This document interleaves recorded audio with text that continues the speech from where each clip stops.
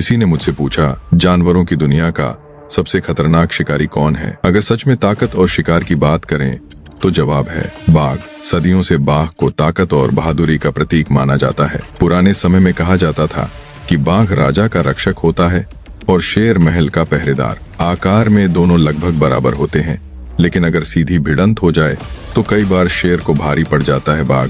आपने देखा होगा, कभी कभी एक अकेले शेर को भी हाइना का झुंड घेर कर डराने लगता है। लेकिन जरा सोचिए, जंगल में कौन है जो बाघ को डराने की हिम्मत करे? बाघ की एक जोरदार गुर्राहट ही किसी की भी रूह कंपा सकती है, क्योंकि वह झुंड में रहता है, अपने इलाके की रक्षा करता है और उसकी शाही चाल और अय्याल उसे राजसी रूप देती है। जबकि बाघ अकेला रहने वाला सबसे खतरनाक शिकारी माना जाता है और इसकी छलांग ऐसी लगती है जैसे हवा में तैर रहा हो।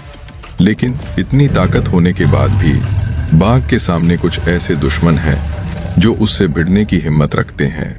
उनमें से सबसे खतरनाक है खारे पानी का मगरमच्छ। अगर मगरमच्छ का पहला हमला सही बैठ गया तो बाघ भी मुश्किल में पड़ सकता है, लेकिन अगर वो वार चुक गया तो फिर मगरमच्छ की खैर नहीं। अब सबसे दिलचस्प सवाल यह है, अगर बाघ इतना ताकतवर और खतरनाक है तो फिर जंगल का राजा शेर को ही क्यों कहा जाता है?